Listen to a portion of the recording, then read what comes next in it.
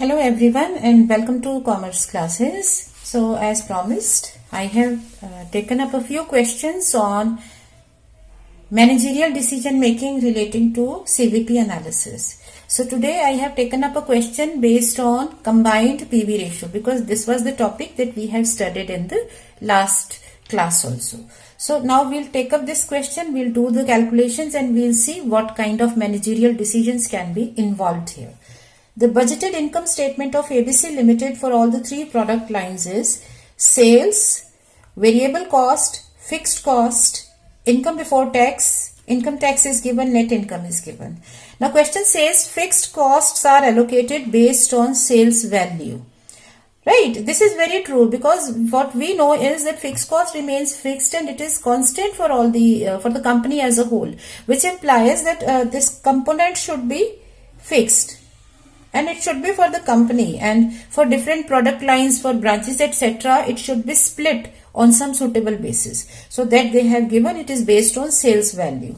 Now calculate break-even point of a company as a whole. So we have to calculate a combined break-even point. So that makes very good sense. Otherwise, if we are just taking the decisions based on the say certain scenario like change in sales or change in income, expenses, etc., then we might not be making calculations. So then we can make calculations right here itself. This is total variable cost, calculate PV ratio for each of these cases, calculate contribution, right? But now we are to make calculation for the company as a whole. It means that we can now make a proper table and we can find out the combined PV ratio, combined break-even point. But while doing this, we'll make calculations for individual components or product lines also. Why? Because our question is having some more parts. See, the next point says that draft an income statement if half of the budgeted sales of B are shifted to A and C.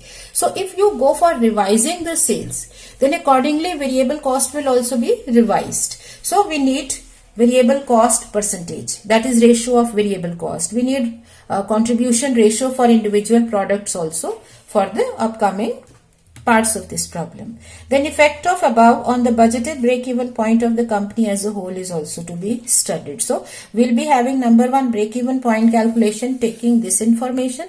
Then we will revise the cost sheet and then income statement, and then we will consider the effect of this on the budgeted break-even point. So we'll be revising all the calculations. So presently we'll be solving contribution based cost sheet. So we'll be taking product A, B, C and total, right? Because we are to calculate combined amount, so we can make a column of total and we can directly write up the amounts here. So sales are given as 2 lakh, 5 lakh, 3 lakh. So total is 10 lakh. Less variable cost, since we are given the components, so we can take the totals here. 1 lakh 30,000, 3 lakh 70,000, 1 lakh 80,000. Okay, so our contribution is going to be 6 lakh 80,000 total. So our contribution is 70,000 here, 1 lakh 30,000 here, 1 lakh 20,000 and 3 lakh 20,000. Now we deduct the fixed cost so that we know the profit, and we are to revise all calculations for break-even point. Right now we are calculating break-even point for this only. So our fixed cost is, this is contribution. Now fixed costs in total are 42,000 for product line A, 1 lakh 5,000 for product line B and 63,000 for this. That means 2 lakh 10,000 in all. So overall our profit is 1 lakh 10,000 minus income tax at the rate of 40%, that is 44,000, and our net income is 66,000. Although we don't need to make these calculations, our work is done here, because when we know the contribution, we can calculate combined PV ratio. Okay, so let us calculate PV ratio individually also. So we will continue with this. So for product line A, PV ratio is contribution upon sales in 200. So you can take up this alongside. Okay, so for here in it is 70,000 upon 2 lakh into 100, 35%. For product line B, it is 130 upon 5 lakh into 100, so this is 26%. Here it is 1,20,000 upon 3 lakh into 100, that is 40%. And combined PV ratio, it will be 3,20,000 upon 10 lakh into 100, that is 32%. So we have made the calculations. So our break even point of company as a whole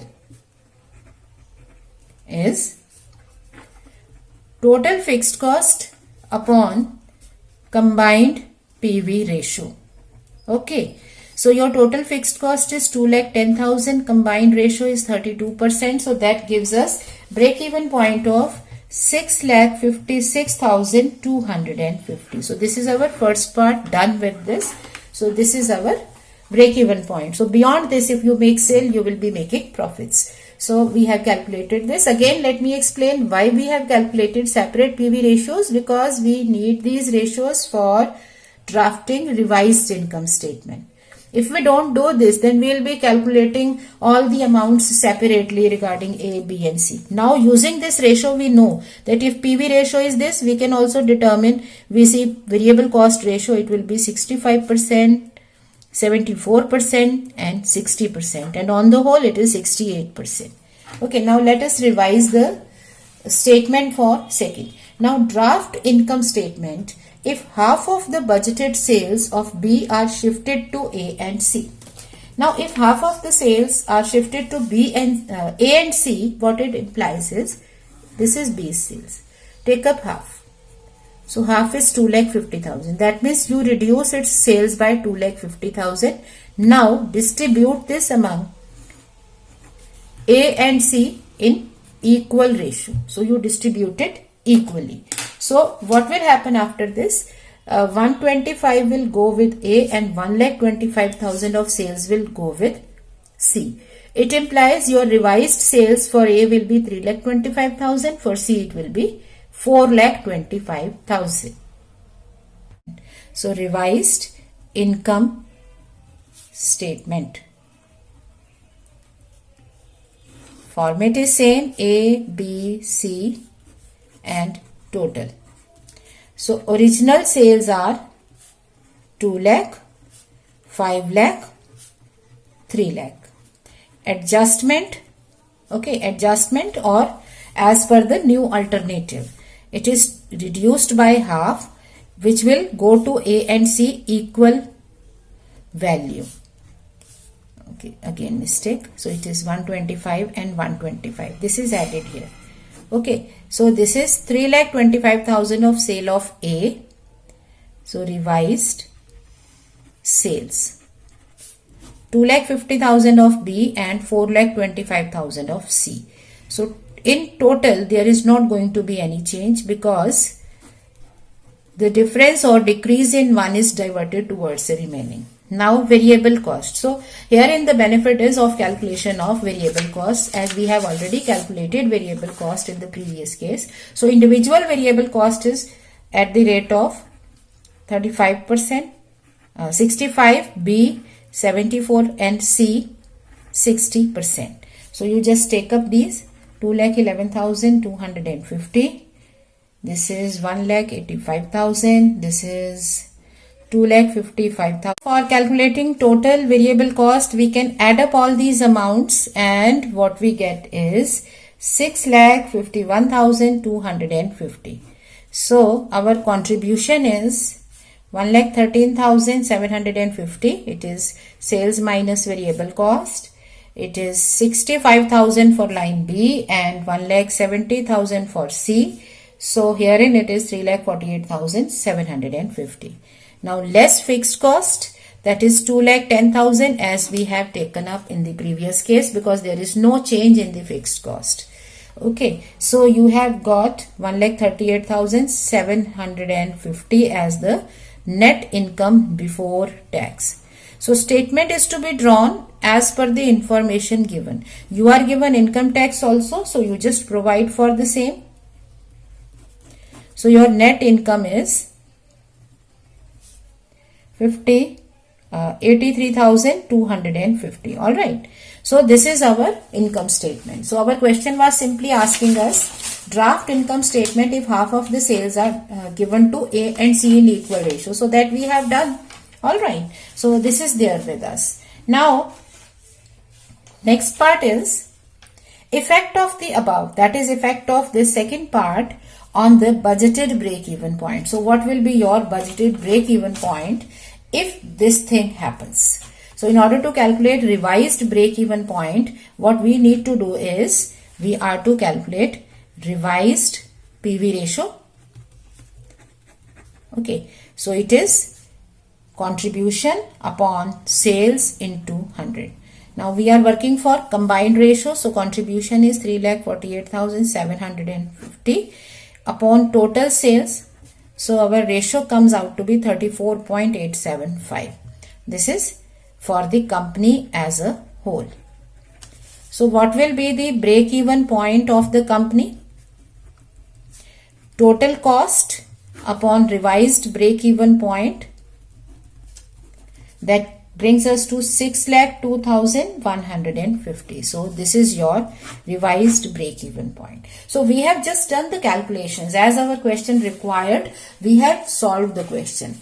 However, what we need to study is how will it affect our managerial working. So you might be asked to give suggestion whether we should go with the revised product mix or the original one is better. So if something like this is there, if you are asked to give your opinion or your suggestion, then you need to write it separately. Management decision or suggestion. Okay, or advice. So in the given scenario, suppose in this case, if we are asked, what we find is that our overall contribution ratio has improved. Earlier it was 32%. Now your ratio, PV ratio of contribution is improved to 34.875. So if you are to give a decision, then you will be analyzing this, that with this change in the product mix, PV ratio has increased, which is a good sign for the company.